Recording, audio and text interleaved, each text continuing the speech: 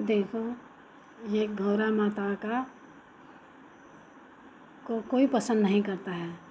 मायके में गई, मायके वालों ने भी किस तरह से उनके साथ व्यवहार किया है, और ससुराल में भी उनको कोई पसंद नहीं करता है, लेकिन बालक उनका हो गया है। लेकिन जिस औरत को कोई पसंद नहीं करेगा तो उसके बालक को कौन पसंद करेगा? ये तो कुदरत का नियम है। अब मनुष्य शरीर में आके भगवानों ने भी बहुत दुख पाया है। किसी भी भगवानों का स्वरूप देख लो, सीता मैया को देख लो, और भी कई हैं जिन्होंने दुख झेला है। तो मनुष्य का फिर मनुष्य तो थोड़े में विचलित हो जाता है, लेकिन साक्षात भगवान पे आकर बड़ा संघर्ष करते हैं।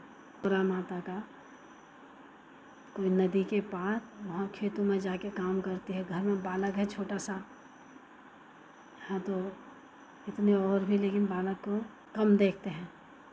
तो माता जब खेतों से आ कर के उसका बालक रो रहा है तो उसको चुप करा रही है और कह रही है, इस तरह से कहती है, हो ले रे बाला हो ले रे, हो ले रे बाला हो ले रे, चौगंग पार को धण मेरो बाला धण मेरो, चौगंग पार को धण मेरो बाला धण मेरो, हो ले रे बाला हो ले रे, हो ले रे बाला हो ले रे। ऐसे करके अपने बच्चे को चुप करा रहे हैं। बच्चे से कह रहे हैं, चौगंग पार मेरा काम है, मैं वहाँ काम करने जाती हूँ।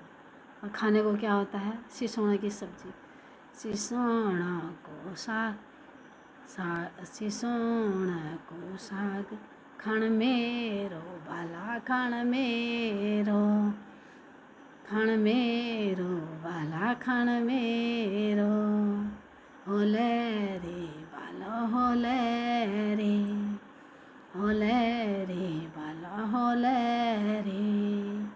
इस तरह से लास्ट में जब गौरा माता की 8 के बाद जब गौरा माता की विदाई होती है, तो फिर उनका बालक को भी इस तरह से खिलाते हैं, उसमें होलरी बालो होलरी करके, और एक गाना गाते हैं इस तरह से, और बालक को इस तरह से खिलाते हैं बालक। और उसके बाद फिर उनको बूढ़ा शिव गौरा महेश्वर को आटे से फुला करके ऐसे ऐसे ऐसे आटे से उनको फुला करके सफ़ेद बनाते हैं, बूढ़े भी बना देते हैं, और उनसे आशीर्वाद मांगते हैं, जैसे आप बूढ़े हो गए हो, हम भी ऐसे बूढ़े हो जाएं और ऐसे सुहाग बना रहे, संतान खुश रहे, ये प्रार्थना करके फिर उनकी विदाई करते हैं। विदाई करते हैं, फिर कई दिन तक गाने बजाने होते हैं, फिर उसके बाद उनकी विदाई हो जाती है। मंदिरों में अधिकतर विदाई होती है।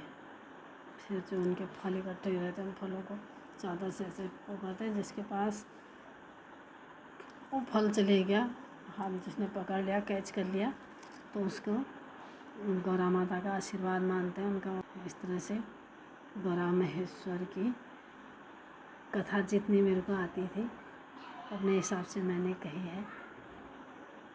सबकी अलग अलग बुद्धि है, अलग अलग ढंग से सुना है, सबने अलग अलग ढंग से माना है, क्योंकि हर जगह के अलग अलग अपने रीति रिवाज होते हैं। एक शहर से दूसरे शहर में अलग व्यवस्था होती है, एक गांव से दूसरे गांव में अलग व्यवस्था होती है।